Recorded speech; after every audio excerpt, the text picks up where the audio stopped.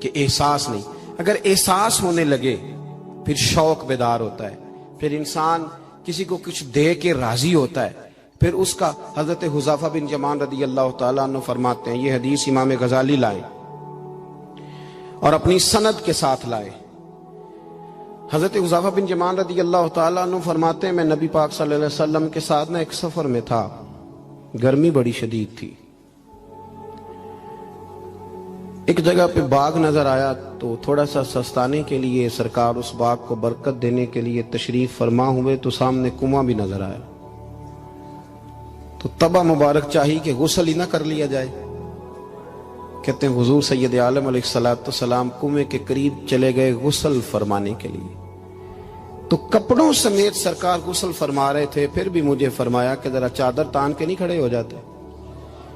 یہ نا زیادہ شرم والا ہوتا ہے کھلا لباس, اس میں زیادہ احساس ہوتا ہے. یہ گرمی آتی ہے نا تو سمجھدار آدمی بھی خالی بنیان میں گھومنے لگتا ہے, سیاںا بندہ بھی اچھا نہیں لگتا, تہذیب کے مطابق نہیں. ہماری وزاداری جو ہوتی ہے وہ باہر نہیں, گھر کے اندر بھی ضروری ہوتی. بیٹیاں ہیں, بہنیں ہیں گھر کے اندر, بڑا اچھا رویہ انسان کا ہو تاکہ خوبصورتیاں اور خوشبوئیں بکھریں. کپڑوں سمیت غسل فرما رہے ہیں اور حضرت حذیفہ بن یمان کہتے ہیں میں چادر تان کے کھڑا ہو گیا. سرکار تھوڑے سے غسل کے بعد فرمانے لگے, حذیفہ گرمی بڑی تھی, نہانے میں بڑی لذت آ رہی ہے, تو میں تھوڑا اور نہ نہاؤں. تو میں نے کہا حضور میری تو نوکری قبول ہو رہی ہے, میرے لیے تو سعادتیں. کہتے ہیں سرکار نے تھوڑا غسل کیا, حضور بس کرنے لگے تو میں نے عرض کی, میں نے کہا یا رسول اللہ میری خواہش ہے کہ تھوڑا اور غسل فرمائیں. سرکار نے تھوڑا اور غسل کیا. میں نے کہا حضور اور کریں. کچھ دیر حضور غسل کرتے رہے. تکمیل غسل پر میں بڑا راضی تھا, کلیجہ بڑا ٹھنڈا تھا کہ آج میری خدمت قبول ہوئی, آج میرے حصے میں یہ سعادت آئی. کہتے ہیں جب میں فارغ ہوا نا تو حضور فرمانے لگے چل اب تو بھی غسل کر, تو بھی غسل کر اب.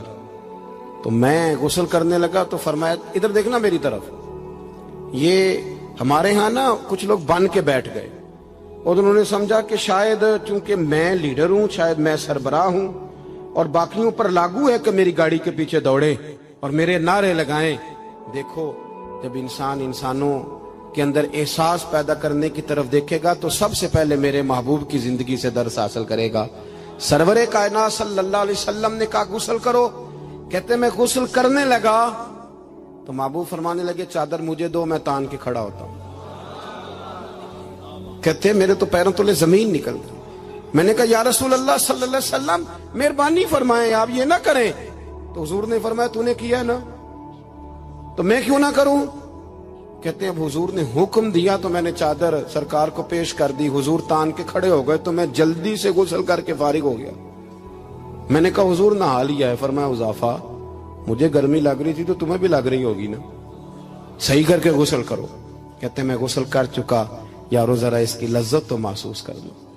کوئی حرج نہیں یار, اگر کوئی کام ہمیں کبھی اپنے ہاتھ سے کرنا پڑ جائے کوئی مسئلہ نہیں. اگر آسمانوں پہ چلو گے تو زمین والوں سے پیار نہیں بڑھے گا, اور اگر زمین والوں کے بیچ رہو گے پیار کرو گے تو محبتیں بڑھیں گی. حضرت حذیفہ بن یمان کہتے ہیں کہ میں پھر تھوڑی دیر غسل کے بعد عرض کی حضور کر لیا غسل. تو کہتے ہیں اب سرکار نے میری طرف غور سے دیکھ کر فرمایا حذیفہ دو حرفی بات ہے, جتنی دیر میں نے غسل کیا تم بھی اتنی دیر ہی کرو گے, اور کرو گے تو بات ختم ہوگی ورنہ یہ بات ختم نہیں ہوگی. حضرت حذیفہ بن یمان فرماتے ہیں میں نہا بھی رہا تھا اور مدینے والے رسول پہ درود و سلام بھی پیش کر رہا تھا. دیکھو اگر یہ شدت آئے نا, دیکھیں میں اکثر دوستوں سے کہا کرتا ہوں کہ میرے جیسے آدمی کو نا بن جاتی ہے عادت سٹیج پہ بیٹھنے کی. آپ یقین کریں بن گئی ہے, مثال نہیں دے رہا, صحیح کہہ رہا ہوں. اب کئی دفعہ ایسے ہوتا ہے کہ بہت ساری محافل میں نا چاہیے نا بندہ پیچھے بیٹھ جائے, لیکن وہ ایسی جو نجی جو اساتذہ کی ہیں, جو بزرگوں کی ہیں, جن میں بڑے بیٹھے, ان میں بھی کئی دفعہ شک ہونے لگتا ہے کہ آگے ہی جانا ہے, حالانکہ نہیں جانا. اور کئی ایسے چودھری صاحب, پیر صاحب, صوفی صاحب ہوتے ہیں جو گردن اٹھا اٹھا کے نقیب محفل کو دکھاتے ہیں کہ میں آ گیا ہوں, کر لے اعلان کسی طریقے سے. پھر آپ تنگ ہوتے ہیں. پھر دیکھیں نا اس محفل کا بھلا مہمان خصوصی میں تو نہیں, اس میں محفل کے تو مہمان خصوصی وہ ہیں جنہوں نے یہاں جھاڑو دیا ہے, جنہوں نے لوگوں کو دعوت دی ہے, اور جو بیٹھ کے دائیں بائیں دیکھ کے بڑے راضی ہو رہے ہیں دل ہی دل میں کہ دیکھا ہماری محفل کتنی کامیاب ہوئی. ذوق پیدا ہو رہا ہے, شوق پیدا ہو رہا ہے. ہم اگر احساس کرنے لگیں, تھوڑا سا بیچ رہنے لگیں لوگوں کے, حسن پیدا ہوگا, پیار بڑھے گا, بھائی کے ساتھ رشتہ مضبوط ہوگا, دوستوں کے ساتھ تعلق مضبوط ہوگا. یہ جو ملازم چھوڑ کے چلا جاتا ہے نا, اس کو 5,000 زیادہ ملتا تو نکل جاتا ہے, اس کی وجہ یہ تھی کہ آپ کا اس کے ساتھ رشتہ مضبوط نہیں تھا. اگر تعلق مضبوط ہو جائے, مولا علی شیر خدا, مولا کائنات حضرت مولا علی شیر خدا کرم اللہ تعالی وجہ الکریم کا خادم کہتا ہے, مجھے ایک دن فرمانے لگے, یعنی خادم کو, غلام کو فرمانے لگے, یار کپڑے تیرے بھی پرانے ہو گئے ہیں تو میرے بھی ہو گئے, چل خریداری کرنے نہ چلیں. کہتے مجھے لے گئے بازار اور 2 جوڑے حضرت علی نے خریدے, ایک خاصا مہنگا تھا, ایک سستا تھا. میں سمجھ گیا کہ مہنگا آقا کا ہے اور سستا غلام کا ہے. کہتے وہ تھیلے میں ڈالے, اٹھانے میں نے تھے, میں نے وہ اٹھائے اور میں چلنے لگا. کہتے جب وہ چوک آیا نا جہاں سے مولا کائنات شیر خدا کرم اللہ تعالی وجہ الکریم نے اپنے حجرہ نور میں جانا تھا اور میں نے اپنے گھر میں جانا تھا, تو حضرت مولا علی شیر خدا فرمانے لگے, لا بھی بیٹا میرے والا سوٹ مجھے دے دے. تو بالکل طے شدہ بات تھی. میں نے وہ مہنگا جوڑا نکالا اور حضرت علی کی طرف بڑھایا, تو حضرت علی فرمانے لگے, یہ تو نہیں میرا تو وہ دوسرا ہے. تو وہ شخص کہتا ہے, میں نے ایک فلسفہ بیان کیا, میں نے ایک علت بیان کی, ایک لاجک بیان کی. میں نے کہا حضور یہ آپ رکھیں اور یہ جو سستا ہے یہ میں رکھتا ہوں. فرمایا وجہ؟ کہنے لگا حضور وجہ بڑی سادی سی ہے, ایک پورا فلسفہ اس کے پیچھے, اور فلسفہ یہ ہے کہ آپ آقا ہیں اور میں غلام ہوں, تو آقا مہنگا پہنے اور غلام سستا پہنے. تو حضرت علی وہ والے عالم ہیں جن کو علم بھی مدینے والے رسول نے عطا فرمایا ہے. تو آپ حکم بھی کر سکتے تھے کہ نہیں تو لا, میں نے وہی پہننا ہے, حکم بھی کر سکتے تھے, لیکن اس نے دلیل دی تھی نا, دلیل دی تھی نا, تو پہلے اس کی دلیل کو توڑنا ضروری تھا. حضرت علی کہنے لگے فلسفہ ہی تو نے بیان کرنا ہے تو اپنے والا نہ کر, تو میرے والا کر. اس نے کہا حضور کیا مانا؟ آپ فرمانے لگے, تو کہہ رہا ہے کہ مہنگا جوڑا میں پہنوں گا اور سستا جو ہے وہ تو پہنے گا. فرمانے لگے تو نے یہ دلیل بیان کی ہے کہ میں آقا ہوں تو غلام ہے, تو فرمایا تو میرے والی علت لینا. حضور وہ کیا؟ آپ فرمانے لگے تو پہن مہنگا اور میں پہنتا ہوں سستا. دلیل یہ ہے کہ تو جوان ہے اور میں بوڑھا ہوں, تو جوانوں کو پہننے چاہیے مہنگے کپڑے, بوڑھوں کا تو سستوں سے بھی گزارا ہو جاتا ہے. تو وہ خادم کہتا ہے میں لاجواب ہو گیا, اور پھر وہ قیمتی جوڑا مجھے دے گئے اور سستا جوڑا وہ لے گئے. کہتے ہیں شیر خدا تو چلے گئے, لیکن ساری زندگی میں سوچتا رہا کہ کائنات میں دوبارہ ایسے لوگ دنیا میں آئیں گے صحیح, یہ ملیں گے صحیح. احساس کی جب شدت ہوتی, اب یقین کریں اس ملک کے اندر 2 چیزیں اتنی شدت سے عام ہوئی ہیں, اتنی شدت سے, ایک پروٹوکول, ایک VIP کلچر. ان دونوں چیزوں نے بہت سارے لوگوں کو پیچھے کر دیا. اب تو بہت سارے غریب ایسے ہیں جو بیچارے قریب ہی نہیں آتے, وہ کہتے ہیں نہیں میرے والا کام ہی نہیں, وہ پیچھے, وہ شہرت سے بچنے والا پیچھے پیچھے رہتا ہے, اور میرا جی چاہتا ہے ساری غزلیں اس ظالم کے نام کریں. کچھ لوگ بیچارے بالکل پیچھے ہو گئے, مایوس ہو گئے. وہ کبھی حکومت بدلتی ہے تو ان سے کہا جائے نا حکومت بدل گئی ہے, تو وہ 2 حرفی بات کرتے ہیں, کہتے ہیں جو مرضی آ جائے, ہم نے تو محنت کر کے کھانا ہے, صبح کام پہ جائیں گے تو شام کو روٹی کھائیں گے. وہ بہت سارے نظام سے, لیکن نا یہ سیاسی تبصرے وہ بندہ کرتا ہے جو روٹی پیٹ بھر کے کھاتا ہے, اور جس بیچارے کو پتا ہے نا کہ جو گھی صبح لایا تھا وہ ختم ہو گیا ہے, اور صبح بچوں نے ناشتے کے لیے جب پراٹھے مانگنے ہیں تو گھی کوئی نہیں, تو وہ پھر سیاسی تبصرے نہیں کرتا, وہ تو تکلیف میں. اللہ کے محبوب صلی اللہ علیہ وسلم نے نا احساس کی دولت تقسیم کی تھی. مسند امام احمد بن حنبل میں حدیث ہے, حضرت بلال حبشی رضی اللہ تعالیٰ عنہ فرماتے ہیں میں نے عصر کی نماز کی اقامت پڑھ دی تھی, ایک بدو آیا, ایک یہودی کا غلام, کہنے لگا یا رسول اللہ صلی اللہ علیہ وسلم میں بڑی مشکل میں ہوں, اگر آپ میرے ساتھ چلیں, میرا چھوٹا سا کام کر دیں تو میری وہ مشکل آسان ہو جائے گی. سیدنا بلال حبشی فرماتے ہیں نبی کریم نے نمازیوں سے فرمایا اقامت ہو چکی تھی, فرمایا تم بیٹھ جاؤ, میں ذرا اس بدو کا کام کر کے آتا, تم ذرا بیٹھو, میں صرف اشارے کرتا ہوں, آپ کو ملے گا کہ حضرت جابر ابن عبداللہ کا قرضہ اتارنا تھا تو سرکار کھیت تک گئے اور باقاعدہ سفارش کی ان کی, اب تو لوگ کہتے ہیں نا جب تک وہ خدمت کر رہا ہے تو تب تک وہ خدمت گزار ہے، کہیں الجھ جائے تو کہتے ہیں اس کا ذاتی مسئلہ ہے، اور میں ذاتی معاملات میں مداخلت نہیں کرتا۔ تو میاں جب آپ کے پاس تھا، آپ کا ورکر تھا، تب ذاتی مسئلہ کیوں نہیں تھا؟ اب وہ الجھ گیا ہے تو ذاتی مسئلہ ہے۔ ایک عورت رو رہی تھی تو سرکار سفارش کے لیے اس کے ساتھ نہیں چلے گئے تھے کہ میری مالکن مجھے مارے گی؟ آپ کتب حدیث کتب سیرت کو پڑھیں، یہی وجہ تھی کہ حضور کے غلاموں میں وہ درد آیا، بڑے زور شور سے آیا۔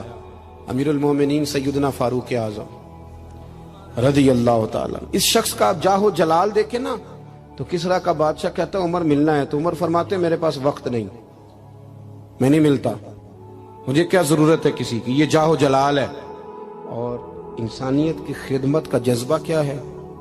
چہرے پہ نقاب اوڑھ کے رات کو گھوم رہے ہیں، سامنے ایک خیمہ نظر آ گیا، سیدنا فاروق اعظم قریب گئے تو ایک آدمی خیمے میں ہے اور بڑی پریشانی میں ہے، اندر سے نکلتا ہے پھر اندر جاتا ہے۔ فرمایا خیریت ہے؟ کہنے لگا بڑی دور سے آیا ہوں، امیر المومنین سے ملنا تھا، رات ہو گئی یہیں، میری بیوی کہ ہاں ولادت ہونی ہے اور وقت قریب آ گیا، وہ تکلیف میں، تو یہیں خیمہ لگا کے میں نے بٹھا لیا ہے۔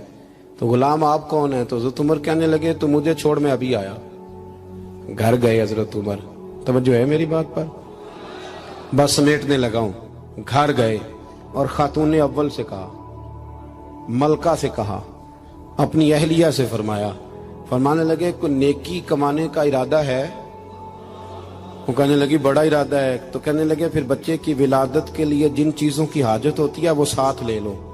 میں آپ کو اس شخص کی بات بتا رہا ہوں جو 24 لاکھ مربع میل کا حکمران ہے، جس کے نعرے سے لوگ کانپ جاتے ہیں، لیکن وہ اصول اپنی جگہ پہ اور انسانوں کا پیار اپنی جگہ پہ۔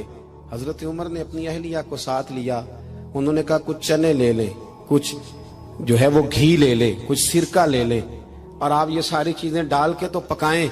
حضرت فاروق اعظم رضی اللہ تعالیٰ عنہ نے چولہا جلایا۔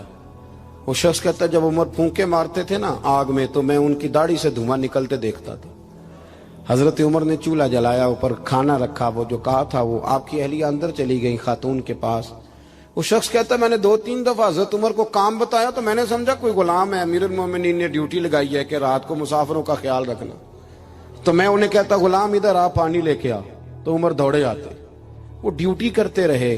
جب بچے کی ولادت ہو گئی تو اندر سے جناب عمر کی اہلیہ بولی، کہنے لگی امیر المومنین مبارک ہو، اللہ نے آپ کے دوست کو بیٹا دیا ہے۔ وہ شخص کہتا ہے میرے ہاتھ میں پیالہ تھا، دھڑام سے گرا، میں نے تو عمر کا جلال سنا ہوا، میں نے کہا آپ امیر المومنین ہیں، آپ عمر ہیں، آپ کیا خیال ہے آپ کا؟ لوگ باتوں سے بڑے ہوتے ہیں، کردار انسان کو بڑا کرتا ہے، کردار اسے زندہ رکھتا ہے، کردار اسے جینے کا ڈھب اور حوصلہ دیتا ہے۔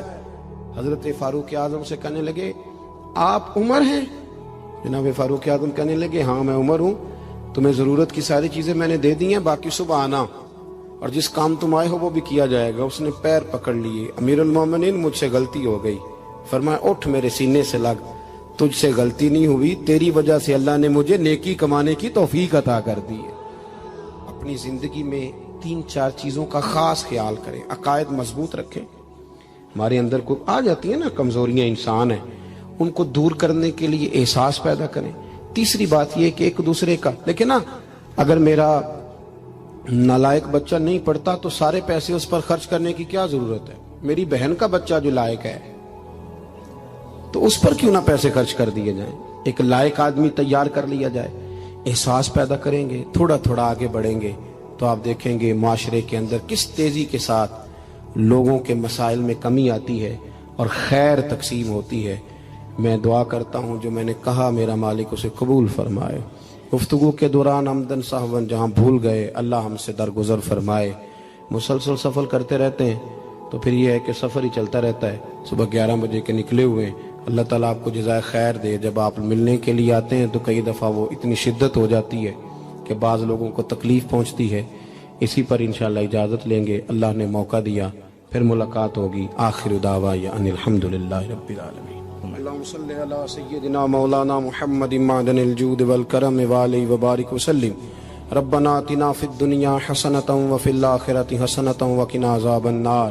مالک جن دوستوں نے اتنا خوبصورت اہتمام کیا ان کی کوشش کو قبول فرما، ہم جتنے یہاں حاضر ہوئے ہیں ہماری حاضری کو مستجاب فرما۔ اے مالک کریم امت مسلمہ کے حق میں رحمت والے فیصلے فرما۔ اللہ برما کے مجبوروں کی مدد فرما، کشمیر اور فلسطین کے مظلوموں کی مدد فرما۔ مالک کریم پاکستان کو نظام مصطفیٰ صلی اللہ علیہ وسلم کا بنا۔ اے اللہ ہمارے گناہوں کو معاف فرما، ہماری غلطیوں سے درگزر فرما، علم نافع عمل صالح کی توفیق عطا فرما، مسجد کا پیار عطا فرما، قرآن پاک سے محبت عطا فرما، دروازہ رسول صلی اللہ علیہ وسلم کی سچی گدائی اور غلامی نصیب فرما۔ مالک ہمارے بیماروں کو شفا دے دے، مقروضوں کو بارے قرض سے رہائی عطا فرما دے، جو تنگ دست ہیں انہیں وسعت رزق دے دے، بے اولادوں کو اولاد صالح عطا فرما۔ مالک کریم جو لوگ دنیا سے چلے گئے ان کی کامل مغفرت فرما، ہم جو موجود ہیں ہمیں توبہ کی توفیق عطا فرما، ہم سب کا خاتمہ بالخیر بالایمان فرما۔ اللہم انا نسألک العفو والعافیۃ فی الدین والدنیا والآخرہ، رب اغفر وارحم وانت خیر الراحمین۔ عشق سرکار سے دل جس نے سنوارا ہوگا، اس کی قسمت کا بلندی پہ ستارہ ہوگا، اس کی قسمت کا بلندی پہ ستارہ ہوگا۔ عشق سرکار سے دل جس نے سنوارا